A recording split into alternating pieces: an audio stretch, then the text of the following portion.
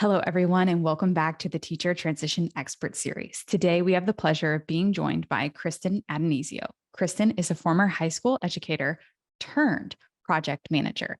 And in this episode, we discuss all the reasons for why she left the classroom, a especially unique situation that helped encourage her to make the move, and everything that she's learned so far of being a project manager, as well as her helpful ebook that she's created for educators like yourself to make the transition out of the classroom. So tune in, turn it up, and as always, let's get ready to do this. Hi, everyone, and welcome back to my channel. My name is Leena Marie Saleh, the Edtech Guru. I want to thank you so much for spending time with me on this journey, for all the support that you give me, and for following along.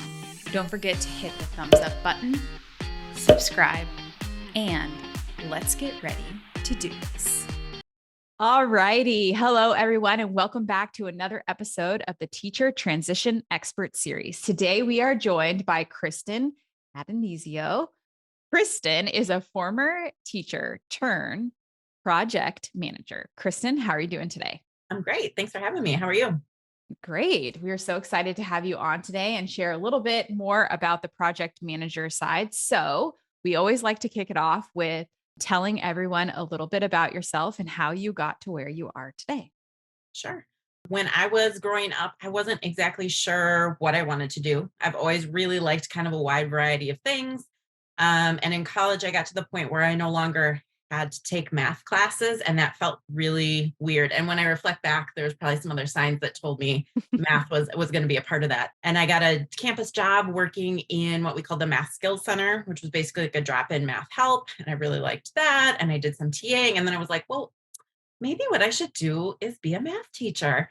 So I kind of put all my energy towards that. Then I somehow ended up doing that for 17 years. So I started out doing kind of the lowest level, and then at the same time was like doing kind of both ends, and kind of ended in like the AP Calc realm. And so that's always been kind of an interesting. I kind of skipped that whole middle section and just did those two extremes. But yeah, so I did that for a long time, and then I started just kind of wondering, like, I've done this for a really long, but what else is there? And kind of a lot of different factors came into play. And I started thinking about, like, well, what if I wasn't a teacher? Which was it took me such a long time to really even let myself think about that. But then I started thinking about it. And I thought, there's a lot of things I do really well as a teacher that I think would apply outside of the classroom too. And so I decided to give myself that chance to explore what else is there if I'm not a teacher. Yeah, that's really great. And 17 years, that's a long time It to is. be in the classroom. Sometimes people retire at 20 years. Mhm. So it's great to see that it doesn't matter where you are in your teacher journey, that you can transition out of the classroom. Yeah. So we talked a little bit before and had like a little, we met Kristen and I offline beforehand. And we talked a little bit about her actually making the decision to leave the classroom. So I would love for you to share with everyone a little bit more around why you left and then the special, unique instance, I guess, that Mm. you have while you transition. Yeah. So, I mean, I think it was such a huge amount of factors that we probably don't have time to really cover all of them. I'm sure your listeners know a lot of those factors, but it felt like a very different job than when I had started. And some of that stuff I don't see changing. And I thought, can I do this for 25 more years and not be a miserable person? And I started to kind of come to the conclusion the answer was you cannot. And the flip side was I felt like I was shortchanging the other people in my life that are really important, my family. And I have my own kid. And it was like, boy, I'm giving so much to all these kids. And I love all those kids, but my kid isn't getting that, isn't getting the best part of me. And so that was something I really started thinking about. And so, and I think the pandemic didn't really change that much for me, except it really shone a spotlight on some of those things in terms of like, hmm, what are the ways that I changed my practice and how would those apply somewhere else? And so like that, a lot of the organizing, a lot of the team building from afar, and it gave me a lot of confidence that I could do a job remotely or a hybrid and be fine. And so there was a lot of components that I think kind of came together, and it was like, all right, this is the time. to really see what I can do. So it turns out in my district, and I'm not exactly clear the genesis of it, but there's a leave in the contract called a mobility leave, where it's specifically designed for teachers to try a different career. So I am technically on a 3 to 5 year leave specifically to try something new. So I had to apply for that, kind of say what I wanted to do and why. And then the school board approved it. So even if I wanted to go back right now, I couldn't for at least 3 years. But I have like the safety net of a teaching job if I want at that time. Which is really unique. And we won't dig into like all the pieces of that, but I think it's actually a really unique perspective of districts taking that. Who knows why they did whatever they did, but I'm sure that gave you a certain level of comfort knowing that like, okay, I could take a risk and do something else because I can still come back and still have this position waiting for me, whatever evolution happens between that time, but I have a safety net Right. of a fallback in case I need it. Yeah, I think that that's like a lot of people taking that initial leap is the scariest thing. And so, I'm like, I don't know if I want to rely on that or not, but it's there. And Mhm. so, why not take advantage of that? And I kind of was like, well, I'm going to apply for it. And if they don't approve it, that denial of that will tell me how I feel. And that will tell me if I Yeah. should keep going and if I get it, then great, I have it. So that was kind of my like, gosh, should I go for it? And I was like, well, it's not really a loss either way. So that, Hmm. Yeah. that definitely helped. I think that's a really good perspective, though, for like anyone that there are opportunities in your district to explore if that is something for you. And we always say you can always go back anyway if you wanted to. I mean, people are quite desperate, obviously, in the world for teaching, but that doesn't mean that you'll be right at your district or you'll be in a place that, that's leaving you. I don't know where you left before, but Right. I think it's good to kind of have that safety net for you. And I think that's unique. So I would encourage others who are looking at that to see what, is hidden in the depths of the contract to see what's in there. I mean, knowing Because your other, contract, hugely important. Yes, for yeah, sure. because For sure. I think a lot of people don't know that. Like, there used to be sabbaticals, there used to be like all those other things that exist, and some districts did away with it and some continue with it. So I don't know. I just think that's really neat. And Yeah, yeah, I guess we'll see what happens in 5 years for you. that's great. Yeah. Stay tuned. Yeah, so you got the leave and then you knew that you were kind of ready for something else. So are there any specific steps that you took or, how did you kind of manage that transition of, knowing I want to leave? Okay, I've been awarded this special leave and, how did you kind of make that steps to a transition? Well, as somebody that had only been a teacher as their adult job, it was really hard for me. I realized that I didn't actually know a lot about other jobs. Like I knew doctor, lawyer, nurse, all the like classic ones that little kids know. And then I was like, but like, And then I was like, wait, like I know people. It's not like my only friends were teachers, but it was really hard for me to even understand kind of what was out there. So it was a lot of conversations, just like okay, you work in a normal job. Like, what do you think, knowing my skill set, like, what do you think I would be good at? And kind of asking some trusted people who do other things that I didn't always understand what they thought. And then really looking and seeing, like, what resources can I find on that? Does that seem like a good fit?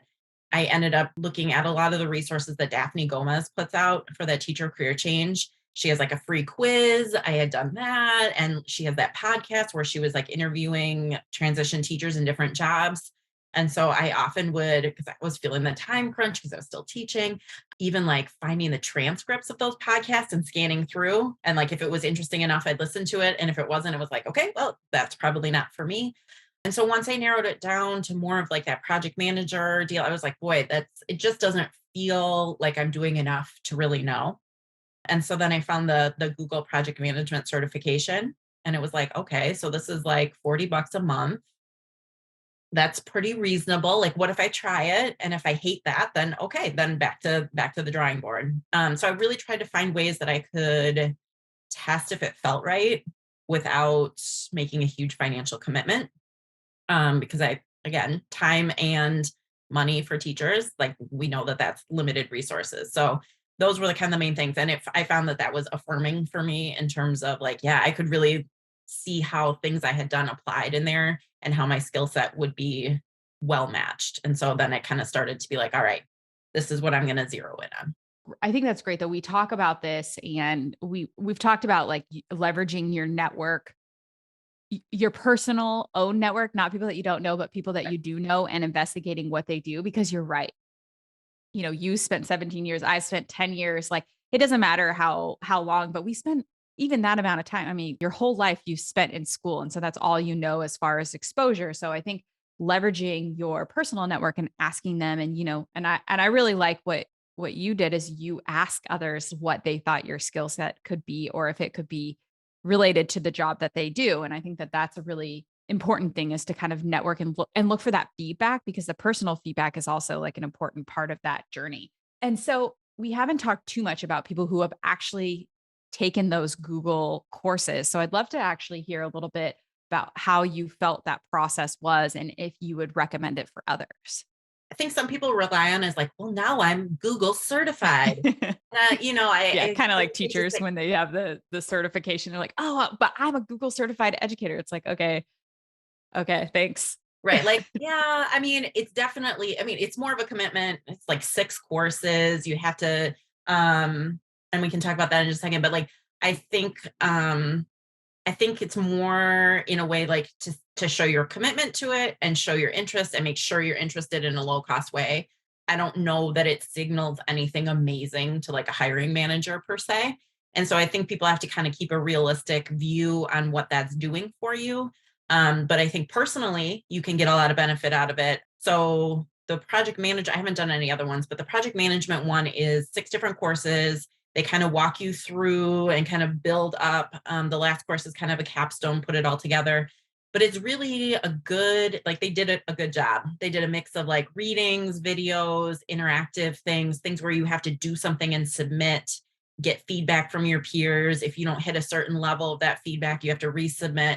And so it's kind of like all the best things that we would do at a self-paced thing for kids, but for adults. So I really liked it because you could go at your own pace. If I didn't have time, great. But if I did, I could go forward and kind of, it gave me such a good baseline of vocabulary. And that being a huge difference, the school has such a specialized vocabulary. And I didn't even know how much I was living in that till all of a sudden it was like, oh, okay. Like, yeah, I've done SMART goals, but like SMART goals with KPI and like all of that jargon that I was not very familiar with. It gave me such a good chance to practice, to make products with it, to be submitting stuff. It wouldn't be something I would like put in my portfolio, but just to have experience like, oh yeah, that's a tool I've used. I have a template that I could go back and apply it in a different situation. And so it gave me like this confidence of a baseline. And I personally think that's the right way to maybe use those courses without getting too like Google Yeah. project that. Yeah, that's my thought actually about them as well. Is I think that what you're saying, it gives you the vocabulary. It kind of sets you up for like a better understanding of the role, I guess, itself. It's not like, and you're right, a hiring manager isn't like, oh my gosh, Right. be certified in the Google project, project management. It's more so for yourself and for upskilling, and to give you the confidence to kind of step into what's next. So I really like that perspective on that. The other thing for me that it did, so kind of the certification that's a really big deal for project managers is that PMP. Hmm. And you have to have so many hours to be able to apply to take that. And it does cover that.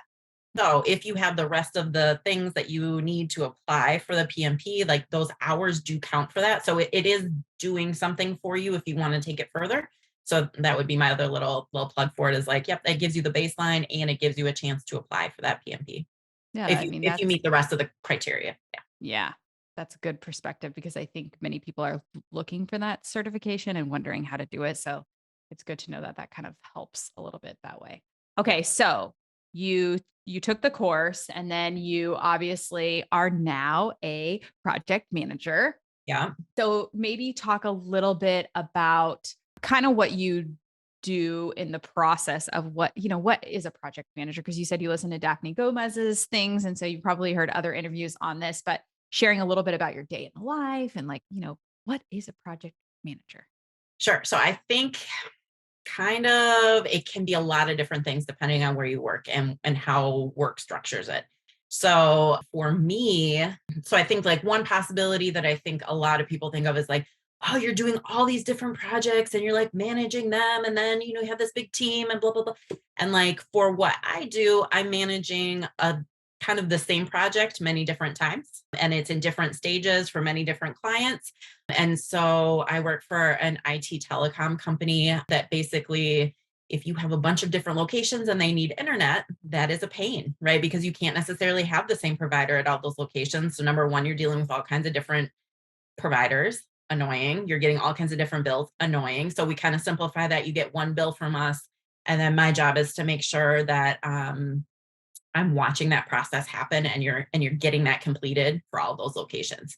So a project manager can have, up to 500 different clients that we're helping through that process at a time. So I have some where it's a bigger project than others, some where it's like just onesie twosies, somewhere it's like, you're managing 300 different locations. So I have some where I do project calls specifically with maybe a project manager for that client. And we kind of are talking through issues.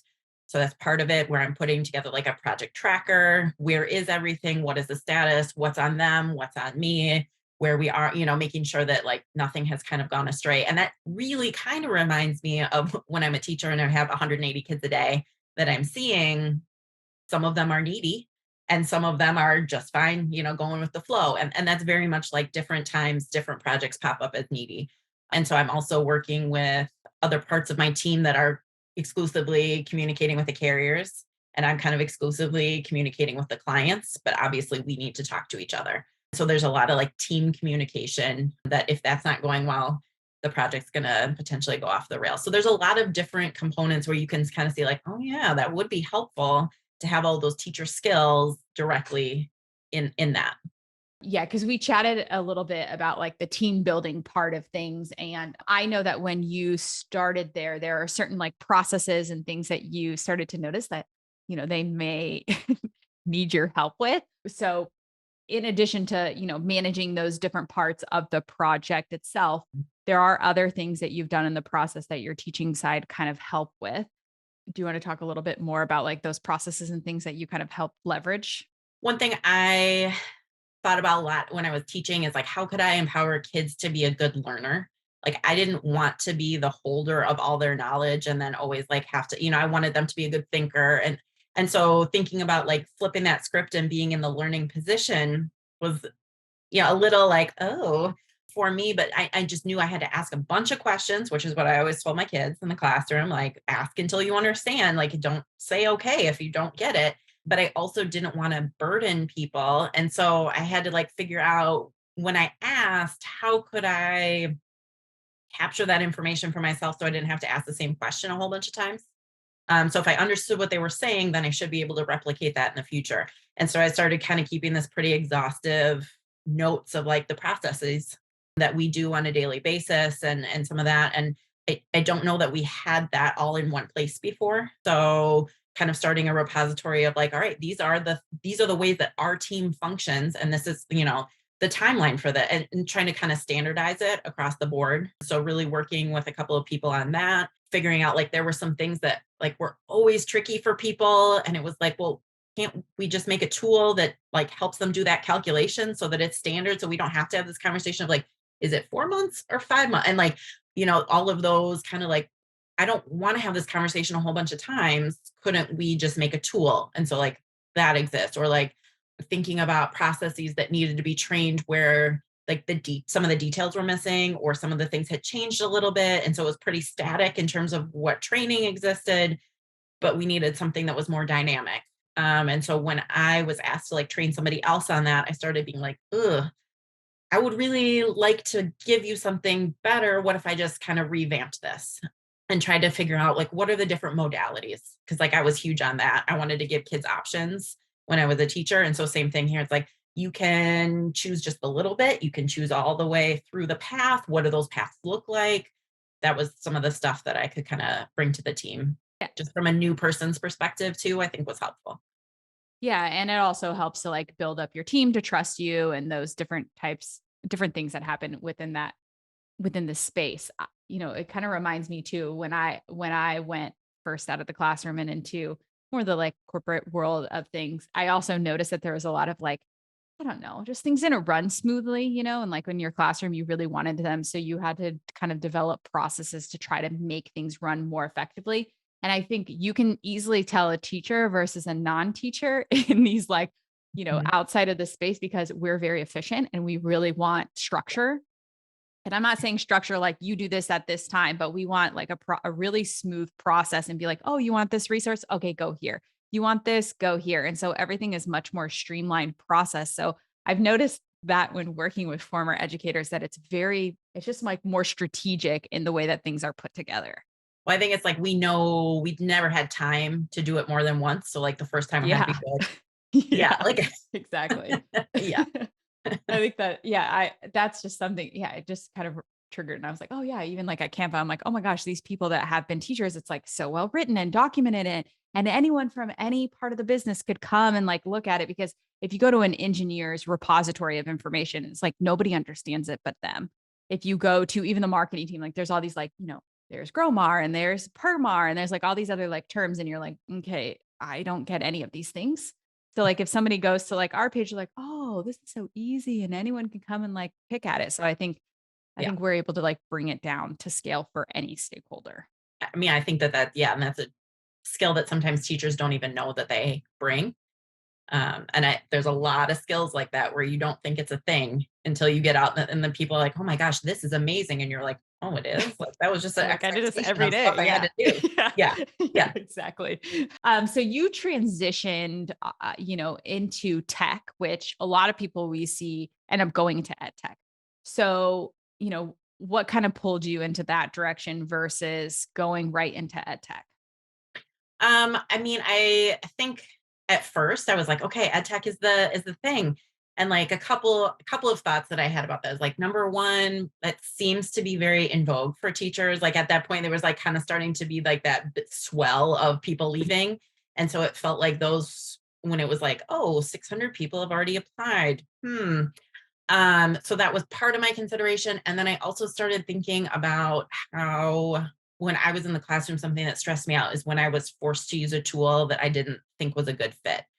And I started thinking if I left the classroom for a myriad of reasons and then did a job that forced a teacher to use something and they didn't want to, like, I could not be a part of that, at least in the first step. So like, I think that there's a lot of great ed tech companies out there. And that's not to say that, there aren't good ones for sure. But I think I needed some space and distance away from education kind of completely. And then, in future iterations, who knows? I don't know. I really kind of just started to be like, I just need a break from the whole Mhm. industry, get my feet wet, understand what's going on, and then kind of reevaluate that later down the road. And I think that's fair. I think oftentimes educators are like, okay, well, I just have to go to like ed tech. Like that's what I know. That's what I need to do. But like there are only so many ed tech companies, and there are actually a lot more like tech companies on the other side. And sometimes I know this isn't a driving factor for people, but like there are more opportunities for promotions. There are, a lot of the ed tech companies are actually quite small. There's either big envelopes of companies that have like Many acquired products. lots of little companies. Yeah. But with the tech world, there's actually a much larger market of opportunity, especially for like, project managers, even instructional designers. There's just a much larger space and you have like more opportunity, I think, for growth sometimes. I'm not saying you don't in ed tech, but I do think educators should explore both sides of the business. I know for some people it's like, well, but I know education. Like I'm already taking a huge leap. Like how can I leap even further? Like that seems too scary. And I think the thing to know is there's going to be resources to help you. And like you are an excellent learner if you're a good teacher. And so, like part of my notes was like, when you start being a teacher and there's all the different acronyms and like you just by osmosis kind of learn it, that same thing is going to happen in your new job. Like I did create a little glossary for myself of all the terms because I was like, ugh. And same thing, I didn't want to ask like, oh, what is this 100 times? But that now exists so somebody else can have it when they come in. But I think the other thing is being willing to ask questions. You might find out that there's other people that don't know either who've been there a while. Right. So like there were people that were like, yeah, I don't understand that either. And I'm like, well, then we should ask for like a training on that. And Mhm. and so like it has been good. I think it's opened a lot of dialogue of like, but what is this? and a lot of people are just more, I don't know, everyone's welcoming of new people when they come into the other side of the bit. Like you have much more training and kind of shoulders to lean on, I think, when you leave education than when you're actually in education. Mhm. I think of like, oh, student teaching, and then you're just a teacher. I know. It's like, It's like, and you "Ooh, student teach for like, I don't know, like for me, it was like 16 weeks or something, a hot second." Yeah. nothing enough to like, and then you do you practicum and it was like, I don't know, like a semester, but like only 1 day a week. Yeah. Yeah. I mean, it's And kind here of you are crazy. taking care of all these bodies. And it's like, okay, but you don't get any training. It's like, here's all these like processes and things you have to do. And bye. See ya. Have a good day. Hope it works. Yeah. Yeah. Yeah. Yes. Yeah. So what True. you said about teachers being good learners, I think it's like it's not as much of a jump as you think it is. So don't be afraid to explore the world of tech also. Correct. So after you transitioned, were sharing about your journey anyway on LinkedIn. So if you're not already following Kristen, do so. It'll be down below in the show notes. But you did create an ebook called Teaching Translated. So Mhm. maybe you could share a little bit about that. So when I was kind of still in the job search mode, I ran across Logan Langdon's page, and he was sharing a lot of like, how do you pivot? How do you into project management? And not like teacher specific, but as I finally got comfortable with LinkedIn, because that took a long time. Like LinkedIn was like, I was always like the one that was like, ugh, that's one I'll never have to do. Like, good for me. And then the universe just being like, not so fast, but it was really uncomfortable on LinkedIn. And so when I finally got comfortable to be like, all right, I can comment on stuff, there was one of his posts that I was like, well, this is so applicable in education. Like all the things you're talking about, teachers can totally do. And he said something like, yeah, I'd really love to do something with that, but like I just don't have any kind of education experience. And I was like, cool, you know who does? Me. And I was like, if you want to do something, like we should talk about it. And so we did end up talking about how cool it would be to do a series of kind of what does it look like to use project management tools in an education kind of example. So something that teachers are already doing at school, what does it look like in that, and kind of practice that translation of terms. And so we planned out, I think it was like 7 or 8 part series. So we were posting like once a day about like some small, either like a tool or idea, and kind of having this overarching like example of a teacher proposing a new class and implementing it. He would kind of provide the template and kind of some of like the structure if I had questions, and I'd be filling out the template and kind of saying like, this is what it's like in the education space. And then we come together. And so we wrapped that up, but it was frustrating at times because there was like, oh, there's like a lot to say. And then you'd hit the character limit and be like, I don't know. It was probably a good lesson. Like I was so green to LinkedIn to do like 7 days in a row. Like it was a lot. It was dense. People liked it, but it was like, you get definitely varied levels of engagement throughout that process. And, Logan was like, I think we're pretty close to an ebook if we put this together. He's like, I'd like to expand it, but like we're pretty close. And I was like, oh, I think the day that we started that series, I started the new job and I was like, listen, I'm going to need a minute to just like get my feet like go. Yeah, I just need some time. And he was like, totally, it's fine. And so after a couple of weeks, I was like, okay, I think I'm ready. Let's start putting it together. And I was like, what else? And we kind of brainstormed like, what else do we want to add to that with when we don't have the character limitation? What do we want it to look like? So we added in some additional tools, did a little bit of talking about structuring of like, okay, what is the teacher takeaway idea? Like I was like, I really want that to be in there. We really need to do a section of like what are projects at school, like a bunch of different examples. So I did a little crowdsourcing on LinkedIn for that. What are my thoughts about like next steps if you're trying to transition out? Like what could that process look like? Because I was like, boy, that's going to be a question I get a lot. So having a resource where people can look and, I don't have to say the same thing 100 times would be Yeah. helpful.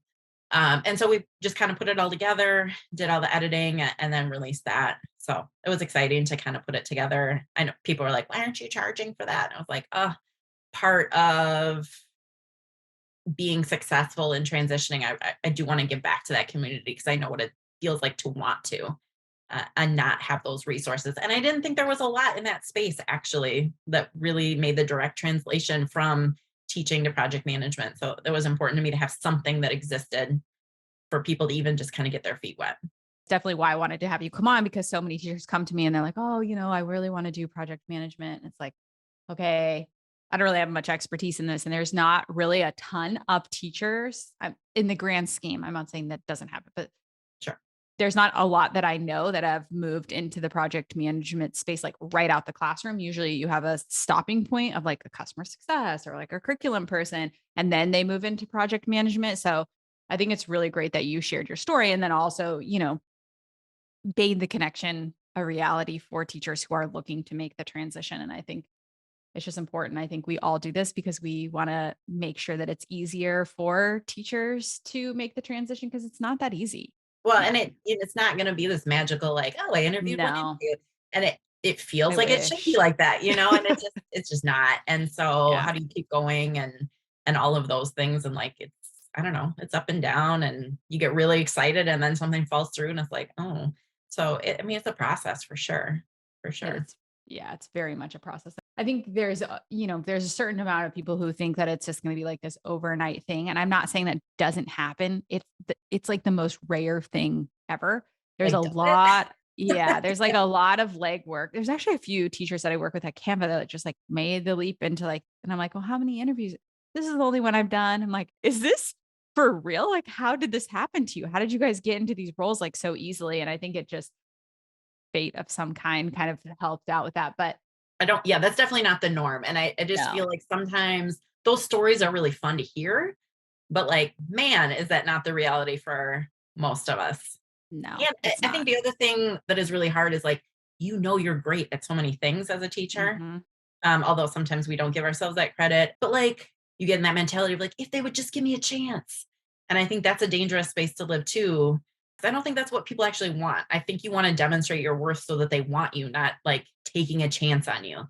And I think, like, that mindset shift of, like, making yourself solve that problem for them and demonstrating those things and rewriting your resume so it shows all of that stuff is so important, like, not only for other people, but also just for your own mindset of that process, because it is hard.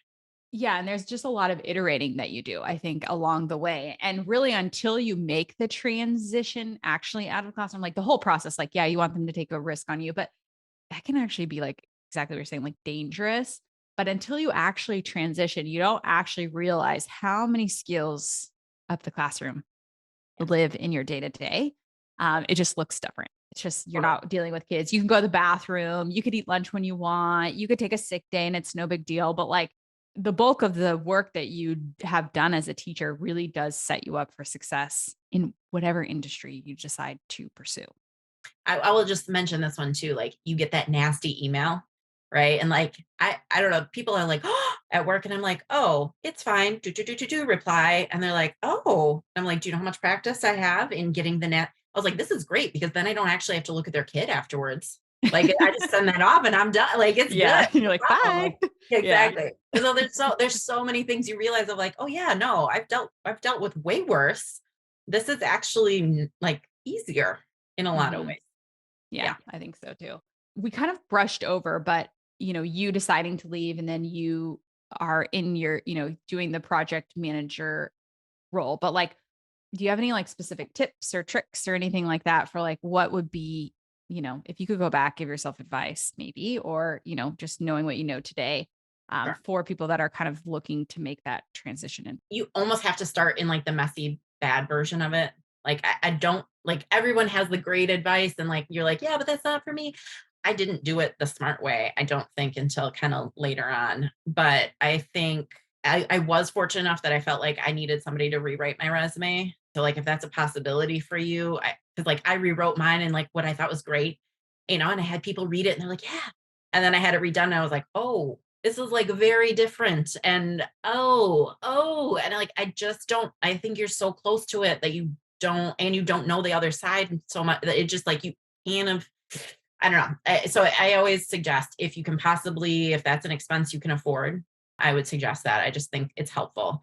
It feels uncomfortable. Sometimes it was like, "Oh my God," but, like, it is all stuff you did. It's just in different language. So, yeah, does it feel weird to call kids clients? I mean, kind of, right? But, like, that is kind of an analogous, situation in business. So that is one thing. I think getting really comfortable with a lot of different interview questions. and doing some mock interviews, especially those questions you're uncomfortable with, like all of the like, tell me what your biggest weakness is. Like I dislike those a lot, but I found a way to prepare for those in a way that was good. I at first was going for like very much all remote. And I think that, that was like too much competition. And my most successful kind of part of my job searching when I kind of went more local and was open to either in person or hybrid, and I told myself like I can apply to a job as long as I could do it for 12 months. Right. I don't have to love it the first, like it doesn't have to be the job. In fact, it is unlikely it will be my last job. And that was a mindset shift. And once I kind of realized that, that really was freeing. It's not like teaching. I'm not going to do one thing the rest of the time. And that's okay. Right. So as long as I was comfortable, if I could do it for 12 months, okay, then it was okay for me to apply. And I think that freed up a lot of mental energy and anxiety. And so I was more successful for things that were hybrid or kind of more local to me. And I think it was less competition in that. I think those are my biggest. I mean, they're great takeaways though, because I think so often we get stuck in this like remote, like I only want to be remote. And, when first making the transition, but sometimes people actually really like, think about teaching. If you could get like a hybrid position or something, like you were there every single day, but like there's so much more flexibility, even being in an office. Like I know you don't want to do it, you don't want to consider it because of how teaching is and how you don't have free time, but like you could go to lunch, you could go to the For an doctor's hour. office. Yeah, I I know. still can't, like, I still have 15. I can't make it last an hour. Like people make fun of me still. And they're It'll like, happen. you're done. I, Yeah. I mean, I take my full hour, but like it's not eating because that's Yeah. like 10 minutes. And then I'm like, oh, but that's actually great because like I feel like a person at work. Mhm. And I am hybrid and I love it actually because I do like seeing the people some of the time. And then Yeah. I'm really happy to be at home some of the time. Like it almost like where I'm like, ooh, would I even like fully remote at this point? That was a good thing for me to learn. So I think just be Yeah. open to more than you think. Well, because when you do transition, like, and then you go fully remote, like you're used to talking to people all day. So like it was a really hard adjustment actually for me at first because I'm like, oh, I just like want to talk to somebody. Well, like there's no one, you talk all day long as a teacher and you're, your voice gets a lot of exercise.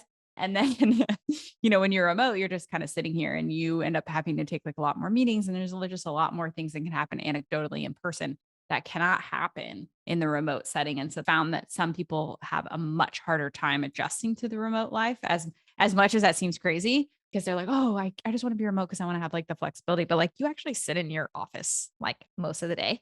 That's true. You're not like Yeah. out doing stuff. And Gallivanting. sometimes as a remote person, you don't actually even take the full hour lunch. Like you're like, oh, I'll just go back upstairs and I'll just go to work or wherever your office is. Okay, so getting your resume done, and then obviously, just considering, and your local market is like a really good way to do that. We didn't talk too much about this, but do you have any tips or tricks for people looking to network? I think you have to figure out how to do it authentically for you. So for me, it was like giving myself a really long runway and like like really wading in super duper slow. So it was like, all right, just lurk, just read, figure out whose stuff I connected with, why I liked it, who would be interesting to talk to, read their stuff. Then I like ventured into like not even commenting, just like reacting. And then at some point I was like, all right, I'm gonna need to make like 5 impactful comments a day. So none of this like, thank you, or like, oh, great post. It had to be more than that. If I didn't have anything good to say, don't do it. But I found myself like going back to the same people over and over and having like small comment thing. And then like stuff with Logan happened. And I started to realize like, oh, this is actually like, I wasn't posting at all. Like, I don't think that that needs to be part of it. Like, I think people feel the pressure and then it's like, you have to say something and then you end up saying something that's maybe not great. Um, and so, like, I think if you can live in those comments and really develop the relationships that way, great. And if you want to start posting after that, great. But just be mindful because it's totally a wide open platform, right? That anyone can read anything you do at any point. So that is something that I think actually as a teacher, I was really good at, like being guarded of like what I said publicly. But I think that's just something that people lose sight of because it feels good to get that validation, but like also what kind of how does that build, for the next thing you want to do. And so as long as you're kind of keeping that in mind, it's good. But for me, that networking was really slow. it was really uncomfortable. And then I just kind of figured it out. And then it was like, oh, a DM, oh, a conversation. Oh, and so and I feel much more comfortable now. And now, I'm a regular poster now, but it took a long time. It took a long time. Yeah.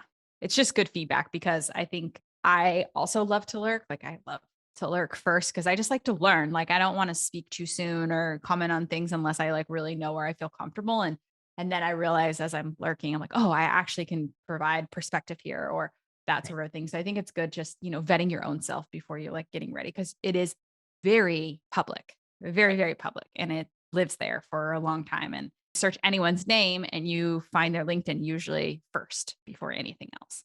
So so it's a good way to kind of step back. And then I did want to touch one more thing. When you were giving your tips, you said, remember that this may not be your final resting spot. And I Mhm. think you've got to think about it like that. I've met so many people who are like, oh, I just want to look for that one thing that's going to be the rest of my life. You know, it's valued, but it's not valued like it used to be. And two, like you want to be able to have growth personally, and you'll find that like after 12 months or after a year, it might take a year to kind of settle in or whatever, but like you can always change your mind. That's like best part about anything or move to a new place or, but your skills now are your skill. Like now you're already in it and it's much easier to make a transition to a different role or anything like that. It's not real transition. You're just jumping to like something new. I think you've already done the scariest part. Hmm. And so like I think it's great. Like definitely there's a push in minds like always be thinking about what's the next thing you want to do here. And I love Yeah. that. Like I think that's great. They're like, we don't want you to get bored and leave. We want you to think about what Hmm. else you can do here. Awesome. Right. But like if the place that you're at is not like that, and even if they are, it's okay to think about your next thing. But I think it is unlikely you're gonna go from your job as a teacher to like the dream job. But I also think that's okay. And I think once you do the one transition, it is just so much easier to get your head around like, oh yeah, that's fine. Like there's a reason that I have an at will contract, and that was like, oh, after being, tenured for like all my entire life is like, oh, and I talked to people that are like, yeah, that's kind of how like everything is, and it's Hmm. fine. And I'm like, oh, and so it's just so many adjustments, but kind of letting yourself feel the confidence as you move through and build those skills. Like I think, you know, recognizing that and reflecting on that is hugely important. Yeah, totally agree. So, if somebody was looking to connect with you and, read all the good content that you share, what is the best way for them to connect with you? I think the LinkedIn is probably the easiest. Surprisingly, not a lot of Kristen Addonizios on there, so it will be easy to find me. But yeah, I think that's the best. I try to feature that translating teacher one so that people can find that easily and kind of you can reach out, connect, send me a note. Yeah, Yeah, awesome. Well, we really enjoyed having you on. And just know that everything that we talked about today will be down in the episode notes below. So make sure that you connect with Kristen. You check out the ebook. It's definitely worth taking the time to read and learn from the experiences that are in there from both the more the corporate side of things and then Kristen's, teaching background all translated into one really great document for you. So we just want to thank you so much for coming on today. thanks so much for having me. It was fun. Yeah, thank you. All right, everyone. We will see you guys next time. Bye, everybody. Bye. Thank you so much. You've made it this far. We are so thankful that you're here. Make sure to hit the subscribe button, thumbs up, comment below, and join us for all of our next videos. Thank you so much for joining us as we disrupt education together. See you guys soon. Bye, everybody.